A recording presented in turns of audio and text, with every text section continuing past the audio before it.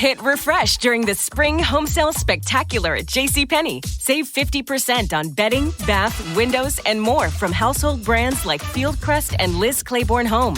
Need a total spring reset? Get your family organized from floor to decor and add even more home sweet home vibes when you save an extra 30% with coupon. Stock up and spring ahead. JCPenney.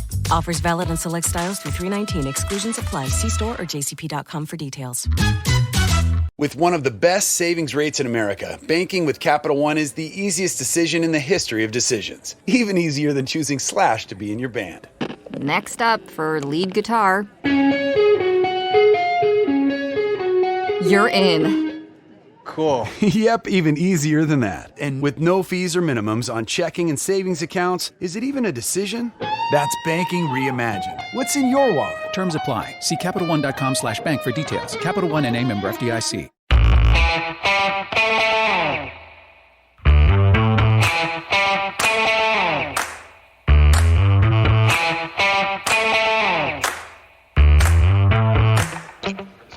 Hi, folks. Welcome to another episode of Film Study. This is Ken McCusick.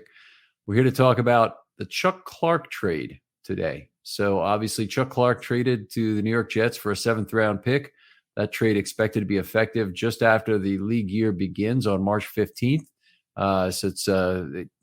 There may or may not be some impact on that and how it affects the Lamar Jackson tag number. So we also want to talk about what Chuck Clark has meant to this franchise in terms of who he is.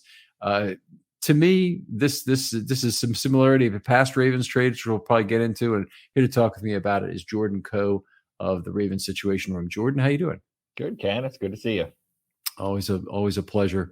So I don't know about you. I don't know how you feel about this. I love the Ravens safety group. I love the depth of the group and what it did for the team in 2022. And I hate to see it weakened in a significant way by losing the defensive signal caller. Yeah, Chuck Clark had really become, he took every single snap on defense, I think, over the last 3 years or something remarkably close to that. That's an incredible number for any player in the NFL. I think that one of the best assets that Joe Flacco had early on in his career is that he was available. He played in every single game. He was always there. He toughed through some pretty brutal injuries. And so when you've got a guy that you can kind of say he's going to be on the field for every single snap, whether or not, whatever you think of that player, there's significant value in being able to just kind of check that box and know that that guy is there.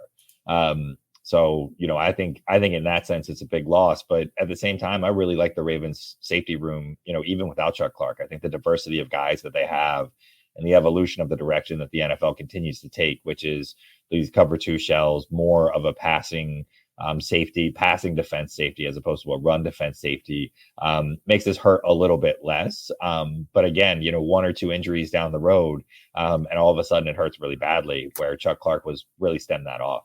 They certainly had those injuries occur in 2022 with the loss of Marcus Williams for a significant period of time. That hurt.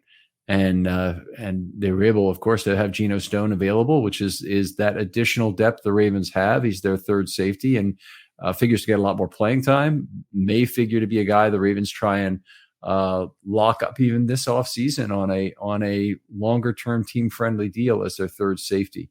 Not the only thing I want to talk about. Why don't we come back to that? Put that in the parking lot for a moment, as we say in the meetings. But we'll talk about some of the other issues here, or some of the other things Chuck Clark brought to the Ravens. So the 2019 season is when Clark first got the starting role and the green dot. People may remember Patrick Owasso started the year with a green dot, and that did not work out. And they moved it over to Eric Weddle, and then he had it. And then I'm sorry, this is 2018 I'm thinking of. But anyway, in 19, the green dot moved around, and Clark got it in week 5 or 6, I believe, with the Jefferson injury. And he's never given it up since. So it's all the talk last year with Hamilton being drafted 14th that Clark would be coming in and would be giving up the green dot. That did not come to fruition, and I think the Ravens were better for it. They certainly put together a great defensive effort, particularly once they got their linebacker situation figured out about midseason. Yeah, well, it wouldn't be a Ravens conversation about defense if we weren't talking about who was wearing the green dot always a hot topic of conversation, here in Baltimore. But I think, Clark was known for kind of being a more cerebral player. He wasn't, from kind of his physical profile and perspective, like that's why he was a 6th-round pick. And so part of what he brought to the table was being able to either A, communicate with the rest of the team, or B, see things on the field that other people might not be seeing in those moments. And there were some bouts where there were some really bad stretches. I think, you look at early on, and you think about 2022, obviously injuries played a huge part in that, but, having some communication issues, but by and large, the Ravens seemed to be pretty intact in terms of what their approach was and what they were trying to implement on defense. And it's impossible not to give Chuck Clark some or a lot of that credit in that process. Right. I very much credit Clark with that. And when I think back to 2019, and particularly the week 2 game against Arizona, where they almost lost at home to the Cardinals, there were so many breakdowns in the secondary that week. And while we love Tony Jefferson and all he did for this team, he just wasn't getting it done in terms of having people in the right place. And in a lot of cases, being in the right place himself. And the switch to Clark on the green dot just made a huge difference in terms of what went on. And he, from week 4 on, after week 4, I should say, the Ravens regenerated their defense in a way I've never seen a team do in season. And they went from a very mediocre defensive team to a very good one. And they obviously got the 2 inside linebackers swapped out. I say they flushed the toilet at inside linebacker basically at midseason, and that's effectively what they did. They moved Owasso from a full-time Mike role to back to where he was much more useful in a platoon will role. And they got Josh Bynes, they got LJ Fort for having better coverage. Those guys immediately were night and day in terms of their ability to detect what's going on between level 2. They got new guys at nose tackle. I think they brought in 3 new noses during the season, but Pecco and Ellis were 2 of the guys. And of course, they traded for Marcus Peters with one of those linebackers in Young and a 4th-round pick to really round out the group. But the move that always gets forgotten in there is Chuck Clark taking over the green dot and having not only a great year at strong safety and as a signal caller, but he had the greatest year ever by a Ravens dime back that year. And that's where he played up in that will linebacker spot on about 42% of the plays. So I think if we forget what Chuck Clark brought this team, and I'm seeing a whole lot of sour grapesy sounding talk on Twitter where he wasn't that good. He wanted to trade before. He wanted to trade and the Ravens didn't trade him, and that tells you just about how valuable he was. Yeah, totally. I think there's certainly, look, for both cap number and quality of player that you got in Chuck Clark, there's space for a guy like that on every single team. And so, anybody, like, he wasn't the perfect safety. He wasn't a guy that was going to set the top of the market like Marcus Williams did. And that wasn't ever the expectation of what you had from him. But for a guy with the cap number that he had, for saving $4 million against the cap, he was giving you surplus value in terms of what you were paying him overall. And honestly, I think that there's a possibility the Ravens could have gotten more value than they did from the Jets in this trade. But this was you're our guy. We appreciate what you've done. Like, if you want to be traded, we'll trade you. If you want to be cut, we'll cut you. Like, where do you want to go? Is there a situation that you might want to be in? And obviously with Joe Douglas's familiarity with the Ravens and probably communications that their team had with Clark and his agent, I think that's part of why this trade came together, because a 2024 7th-round pick is, for better or worse, cutting a guy. Yeah, it is effectively cutting him. We talked a little bit in the production meeting. There is about a small financial impact in terms of the guaranteed 23 salary that now goes to the Jets and doesn't stay with the Ravens. So that's a nice little bonus for it from the Ravens. But I look at this trade very similarly to the trade of Anquan Boldin after the 2012 Super Bowl. And they effectively were going to have to cut Boldin to make room for Flacco. And they instead traded him for a 6th-round pick, which was just getting salvage value out of that trade. And that's all they're doing here with Clark. And there's a little bit of salvage cap value as well. They harvest from it, but it's not this is not a reasonable trade specifically for the value for quality of player that they're doing. I think from that perspective, the Ravens clearly lost the trade, but they had to do it for other financial reasons. I do think it's interesting that Clark potentially did not want to get cut. I think we've heard that the safety market is deep this year. Bates at Al are all available. It's supposed to be a deep safety draft. So perhaps that's why he didn't want to be cut. But I would have to think that just for pure market value, he could have made more money as a free agent heading into this year. Now, obviously, if he plays well with the Jets this upcoming year, he'll have another crack at that nut. But it just felt like he could have made more than what his cap number was overall, and potentially kind of taken that last guaranteed check home. So he either, I do believe that the Ravens and Clark kind of came to this decision together. And the Ravens are known as a team that does those kind of things. You look at Hollywood Brown, that was a trade that he requested. The Ravens worked really hard to kind of meet his standards. Same thing with Orlando Brown.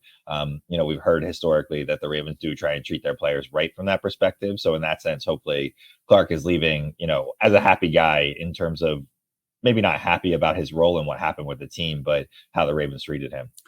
I tremendously valued here, certainly by the team, at least by the fans, in terms of if maybe I should say, if not by the fans, because Clark has his detractors here, but I just don't think it's a particularly fair analysis to call Chuck Clark any kind of a weak link on this defense. He's a very strong downhill player during his time here.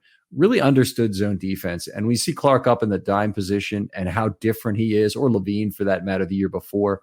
Were in terms of what they gave you in terms of pass coverage in that short zone. Very effective. Run fits were terrific. Tony Jefferson came to the Ravens with that reputation. I think Clark was every bit the player. And when you look at his tackles, a very high percentage of them for a safety are defensive wins.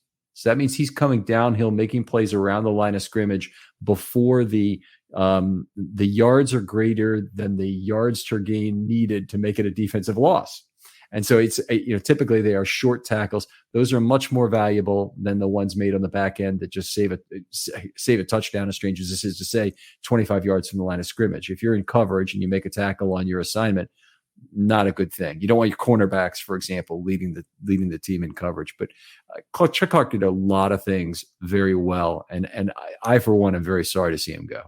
Yeah, me too. I would have loved to see there was a time where Tyus Bowser was early in his career, and Chuck Clark obviously was a little bit as well, that I would have loved to see them get cracks at the inside linebacker position in a more regular rotation, or even more permanently, both of them with the kind of awareness and ability to defend the pass, but bring you something else, but do still play downhill, as tacklers. And so, it's too bad that we didn't get to see them in a role like that, but that is where the league is evolving to. And perhaps Clark plays a bit more of that kind of role for the Jets as well. Definitely a possibility, and he's the kind of player because he's so beloved here that I don't think I think there'd be a chance he'd come back to the Ravens at some point and be probably in his second iteration with the Ravens. He's a pure dime, but I think he's also a poster child for a team friendly deal, and I think in this case it really did work out for both groups. I think the Ravens certainly got value from Clark on that cheap deal they signed him to after 3 years. And I think Clark got the security that you don't always get at safety. I mean, he could have ended up somewhere. If he loses his job at some point, you're all of a sudden you're fodder to be cut. So I think he may not have maximized the dollars, but he certainly got good security. He insured his dollars very well. We're just at a point right now where we don't know where Lamar Jackson's contract is going in, and the whole issue is about whether or not the dollars the Ravens give him the contract are guaranteed or not. Well, Clark effectively, got a contract structure that fairly well ensured he was going to get paid for that entire time, and very fortunate for both sides that worked out. All right, if you look at Chuck Clark, what are weaknesses that you pull out of his game? He wasn't an exceptional kind of second half of a cover two shell. His speed and range were not necessarily, especially going backwards, what you might want to see from him. I think, again, flowing downhill, his ability to defend guys in man or in a matchup zone was pretty impressive. I mean, his ability to take away tight ends was good, but when you needed that matchup, like Kyle Hamilton's ability to play against a slot wide receiver, for example, was something that Clark, that was the area of weakness I think that Clark brought to the game, and Hamilton brings a bit more speed, to his game as well that was missing. I think that was the one thing that held Chuck Clark away from being an exceptional player, because he was a very much right place, right time kind of player. He had solid hands for a safety overall. We've seen a handful of interceptions from him in his career, some that were really exceptional. So I think if he had that secondary range to his game, I think he's a guy that wouldn't be leaving, and would still be around and probably have a much longer career in the NFL. Yeah, I think you're hitting on an interesting point here, because I personally wouldn't say it's speed. Like, I look at Hamilton, I think Clark wins a foot race against Hamilton. Hamilton's a 4.7 guy. Clark's 4.54 when he was originally drafted. So it'd be close, after years in the league like this. I think the big difference was instincts right from the point that the ball is thrown or going to be thrown. Hamilton's just remarkable in that respect. And he's probably ahead of Clark, as cerebral as Clark is as a player.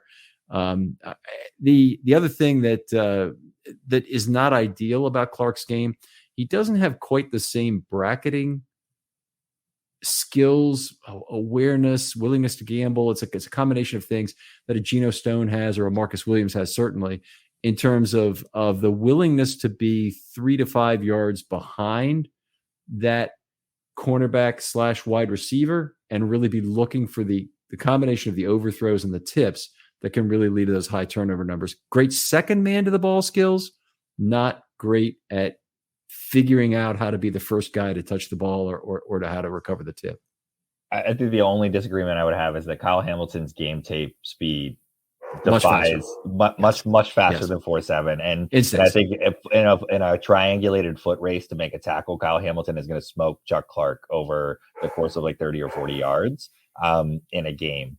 But I agree about kind of the instincts in those pieces. I agree that Clark wasn't a great bracketer overall. I think like being the main cover guy, he was better than being the bracketer, from what we saw. And so, his contract again reflected kind of what his game was, what he brought to the team.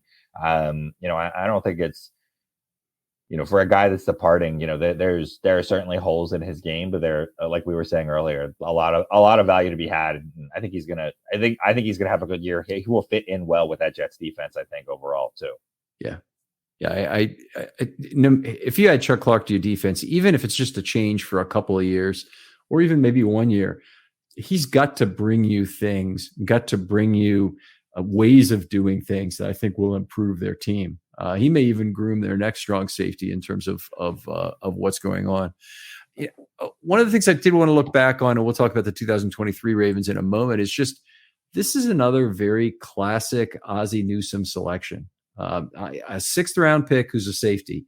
When you see that, I think great dime back, or sixth round or later in it. And the list now is very impressive. Ralph Staten, Corey Harris was a cheap free agent, so not exactly the same, but similar. Anthony Mitchell, UDFA, Chad Williams in the 6th round, Jerome Sapp in the 7th round originally, Haruki Nakamura 6th round, Anthony Levine, UDFA, actually picked up off somebody else's roster. But still, that group of players and being able to project. The Jeep Wrangler 4xE. It's electrified. So you can boogie woogie woogie up a mountain, over creeks, or boogie woogie woogie through a desert where you get bit by a pit viper. So you boogie woogie woogie back to camp and ask your friends if they'll suck the snake venom out. When they say no, you boogie woogie woogie to the nearest hospital for a dose of antivenom and boogie woogie woogie your way to a full recovery. The electrified Jeep Wrangler 4xE. Learn more at Jeep.com. Jeep is a registered trademark of FCA US LLC. Hey, this is Tim Nybo, co-founder of Vincero. Small batch, premium lifestyle accessories are what we're all about. From automatic timepieces to handcrafted polarized sunglasses, our dedication to craftsmanship runs through everything we do. See, we believe the accessories you choose to carry on a daily basis matter. That's why we design everything in-house, source all of our own materials, and produce in small batches. It's the only way to guarantee everything we make, and the reason we have over 40,000 five-star reviews. Check out why GQ called us their go-to brand, and join our community of over 500,000 happy customers. Shop our watches, eyewear, and accessories at VinceroCollective.com/radio. And when you do, take 20% off with code RADIO. That's VINCERO collective.com/radio. And don't forget to apply that code RADIO at checkout for 20% off your entire purchase. Hit refresh during the Spring Home Sale Spectacular at JCPenney. Save 50% on bedding, bath, windows, and more from household brands like Fieldcrest and Liz Claiborne Home. Need a total spring reset? Get your family organized from floor to decor and add even more home sweet home vibes when you save an extra 30% with coupon. Stock up and spring ahead. JCPenney. Offers valid on select styles through 3/19. Exclusions apply. See store or jcp.com for details. Those guys into both core special teams roles, which Clark had for a good long time, and then also into a dime role at some point in their career has been a remarkable capability of Ozzie, and it's something that's helped the Ravens save a lot of money against the cap, and also in draft capital to find these guys as late as they have. Clark fits in exactly, except now he's probably the best of that entire group. Yeah, I mean, I think that's the assessment overall, and the Ravens have extracted enough value out of those late round picks and those UDFAs and their ability to kind of squeeze some value out of those positions. And at the end of the day, it makes up a big chunk to be able to have a guy like Clark that's coming in and playing as many snaps that he did from that position alone. It carries its own value, because whether you're rotating guys, you're rotating roster spots, it creates other opportunities where you have guarantees from a certain player. It's very the Ravens way kind of approach to what he was and what they got out of him, and taking a cerebral player that wasn't really on a lot of radars, I'd say, at the time of the draft. Letting him grow, letting him develop, giving him the opportunity, and having him seize that. Very classic Ravens. Yeah. Well, let's look ahead to 2023, because obviously this will impact the team coming up this season. That's what a lot of people, I think, are interested in right now, more than likely. And one of the reasons that I'm actually not completely sanguine with this move, and the Ravens will pick up another safety, that you can be sure of, is the fact that they're depending on the safety group to cover for an enormous hole right now at slot corner. And Kyle Hamilton played so well there. To immediately yank him out of that role is not ideal for the team. At least the team has to be prepared to go back to it. If anything happens, their new slot corner doesn't work out, whoever they pick up in free agency, in the draft, wherever it might be, isn't really ready for the role, then they've got to be ready for Kyle Hamilton to move back there. And I don't know what this team is really thinking in those terms, whether Hamilton will move to be the full-time strong safety, or whether they'll start the season with him still as the slot corner. I think they can make some decisions to move it around a bit there. I am not opposed to a Marcus Williams, Geno Stone kind of safety tandem.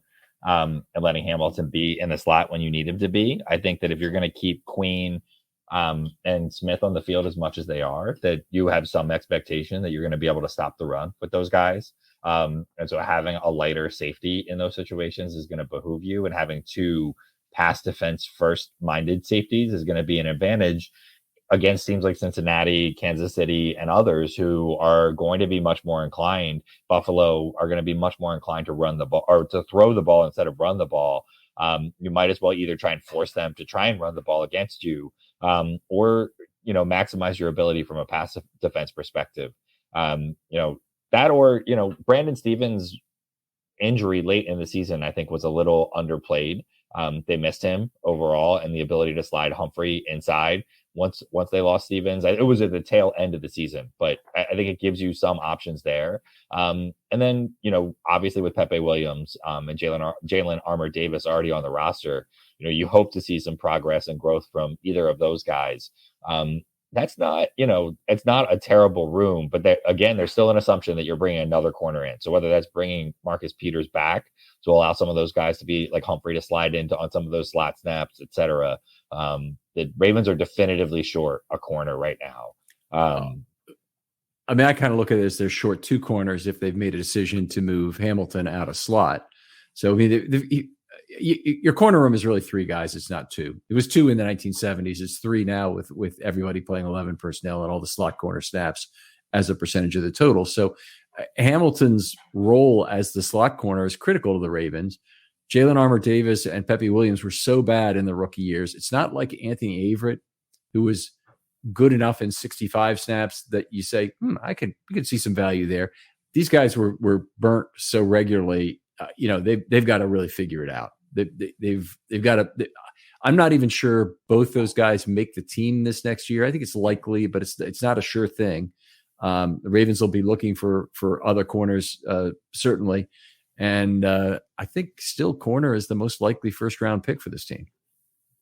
The Ravens have very rarely cut guys the second year after they've been drafted, though. I think Brandon Kafusi might be one of them. I can't remember a lot of instances where they've departed from that value, and with a fewer number of picks, I don't see it. In terms of that, but Brandon Stevens being the X factor there, right? Because if you do bring another cornerback, right, and Brandon Stevens, I thought played much better last year than he did the year before that. Even if there is a small modicum of growth in terms of what you might get out of him, that might be. I mean, again, sans injury, that might be enough, but injuries and adjustments accordingly. Then you move Kyle Hamilton into the slot. Between Stone, Hamilton, and Williams, that's a pretty good safety combo of three guys to at least start with. And so maybe you are bringing in a dime back kind of guy that's similar to Levine or Chuck Clark that's out there and available in free agency to kind of cover that as well. And maybe that's a guy like Tony Jefferson as an example that can come in and take on a role like that, who is also offered to. I think his agent and him are both spreading the word that he's willing to play a little bit more inside linebacker, being flexible about what that position looks like. And there are guys that are similar to Tony Jefferson out there, I think, that could come in and fill that Clark spot if needed. Yeah, Jefferson would be an excellent choice. And what's interesting about the Ravens safety room now with the big three is they're all potentially free safeties, every single one of them. And I tell you, almost no team has this problem. I put in air quotes. It's a fantastic problem to have. Most teams have the problem of no free safety, and they have two guys, and they talk about the flexibility of their safeties. And you've heard me talk about this on the show before, but it's all BS. It means they have no ball hawk. Well, the Ravens right now have three guys who look like they're legitimate ball hawks who can play the back end. They've got Hamilton, who can do a hell of a lot more than that in terms of being a pass rusher, playing the run well, being a great tackler, short zone player. He'd be whatever they need. But it's interesting. They have three guys who could play free safety, and including one of the better ones in the league in Marcus Williams. And they are, they give away their one strong safety for effectively nothing. And I say give away, I'm coloring it a little bit there, but it is the replaceable position of the two. And if they're going out and look at the market for strong safety, it's a lot like trying to find your slot corner as opposed to your aircraft carrier size outside corners. Those guys, the size and shape guys to play on the outside corner, are rare. The inside guys who can play the slot, they're the entire other bucket of corners who don't quite meet the physical needs on the outside. And there's a lot of good players in there, and you have a lot to choose from. So I think in a lot of ways, at least the Ravens are starting with the right problem. I'd like for them to have another big outside corner to really make their secondary the best in the most important places. But other than that, I'm still pretty happy about what the Ravens have. Well, if they could trade the Chuck Clark dollars and flip that into a team-friendly Marcus Peters type deal, I would think that would be a really great reallocation of those cap dollars. I think the other thing that I'd say is that Marcus Williams can play single high by himself effectively, even in this NFL. There aren't a lot of guys that can play that single high in that role on their own, but he is one of those guys. And so if you need to just slide Hamilton down in those situations without subbing and let him cover the third corner and let Williams be in a single high situation, and you get deeper drops from Roquan and Queen, that's not a completely unreasonable expectation for what you might be able to get out of this team. So Mike McDonald's going to have some interesting options in front of him, I think. Yeah, that's a good reaction. That's a good way the Ravens can react to 12 personnel. If 12 personnel is on the field, having a base defense that includes Kyle Hamilton and Williams is very strong in terms of the ability to cover a split tight end. I don't think it's the ideal. There's never a case where a base defense is the ideal answer for 11 personnel. It does still happen a little bit in the NFL, but it's not very common. When the other team goes to 11, you're forced into the nickel, and you're forced to put a slot corner on the field. And so whether that's Hamilton moving down and Stone coming in the game, which is certainly a possibility, they have to find another way to get that one extra defensive back on the field, I think, versus a faster lineup like that. I guess I still think the biggest way in which this impacts the Ravens is at slot corner and not at safety. So, you've brought up a lot of names, and frankly, they're guys who each one of them to me is a lottery ticket at this point. You're probably right that the 2 4th-round picks are not going to get cut from last year, but they're both lottery tickets in terms of, are they actually going to work out? Neither of them is an obvious, this is going to be fine. I thought Pepe Williams very early in the season looked like he might be that guy. Like he was the guy who was really ready. Jalen Armour-Davis did not anyway in 2022. Stevens has had a lot of on-field problems, but he did play better in the back half of the year. So he'd be a guy who I think has a chance. And I think the big key with him is going to be keeping him at one position. So I don't know where you are on this, but I really don't want to see Stevens back at either slot corner or on the back end playing any safety or strong safety, whatever it might be. Agreed. I like him as a potential corner that comes in and pushes Humphrey into the slot if you need to. I think the other thing to think about, though, is whether the Ravens will play that nickel as a 2-4-6, right? Or some version of kind of 2-4-6. 2-4-6? 2-4-5. That's 12. That would be great if we get away with it. 2-4-6 would be fantastic.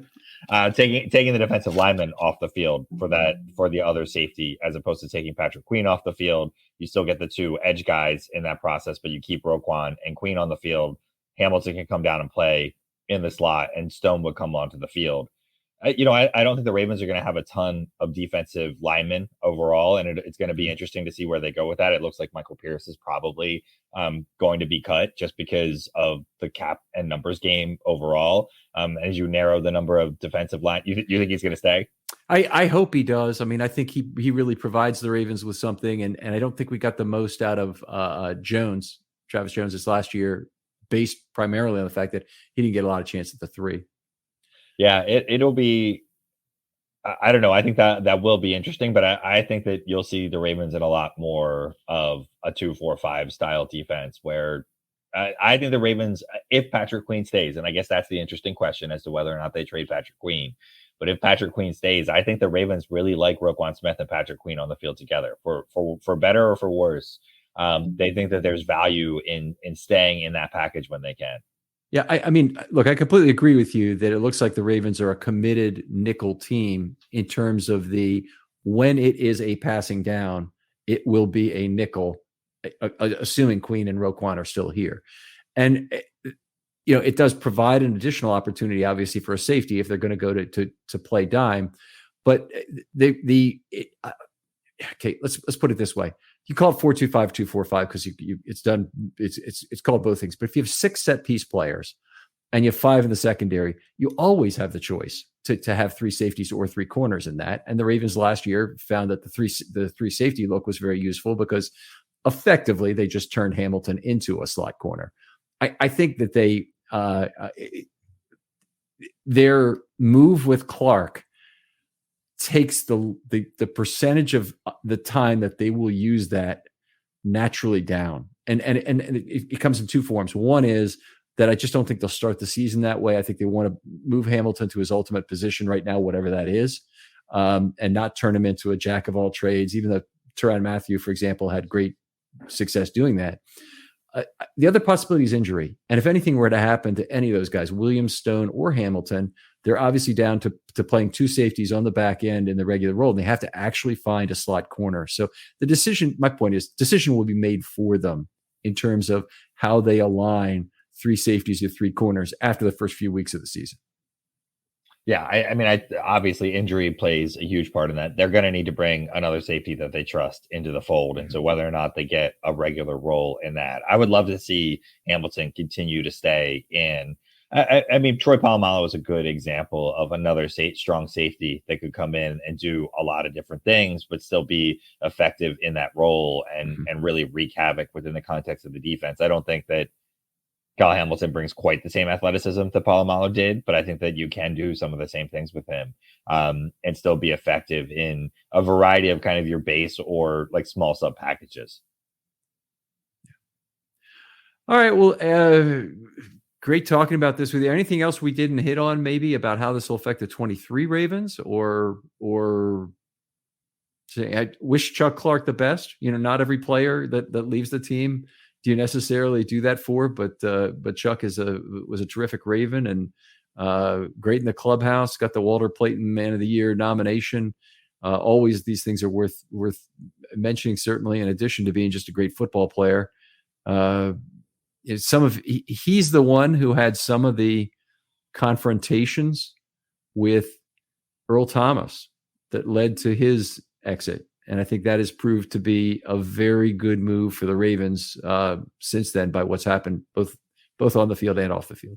Yeah, no, I totally agree with that. And look, all the oxygen, it's nice to be able to talk about a different piece of kind of what the Ravens are going to look like and how they're going to approach it. All the oxygen in the room is obviously going towards Lamar and what's going to happen with him. And this is part of that, quite frankly. The Ravens' ability to make a decision here was kind of in some ways taken a bit out of their hands overall, that they were going to need this cap space one way or the other. But it's nice to be able to kind of talk about the other side of that and not get pulled into the vortex that is Lamar Jackson and what's going on with him right now. Yeah. Oh, that's a whole nother can of worms. So we'll save that for another show. Jordan, always fantastic talking football with you. You do a great show that's on filmstudybaltimore.com at the Ravens Situation Room. You do it with Gabe Fergie. Tell us a little bit about that. Yeah, we come on Sundays. We try and get on there right after the game, a few hours after the game, post a couple of clips that we see from the broadcast, break down a few plays and what we're seeing from kind of the strategic approach and impact plays from the Ravens on both sides of the ball. All right. Outstanding. And you're at Ravens Sit Room on Twitter. Give those guys a follow. If you're not doing it, and a lot of people are not, at Ravens Sit Room and at Gabe Fergie, two great football follows, definitely worth latching onto on Twitter and getting in the conversation that way. Thanks again for coming on. Other folks out there, if you'd like to do that one play, hit me up with a DM on Twitter. They're always open. Somebody got one today that had not been taken yet, and that was Dilfer to Stokely for the first touchdown in the Super Bowl in Super Bowl 35. So that's the sort of play that's still out there. You can find a good one for yourself. Anyway, love to hear from you. I'll get back to you very quickly. Jordan, thanks again for coming on. Thanks for having me, Ken. We'll talk to you next time on Film Study.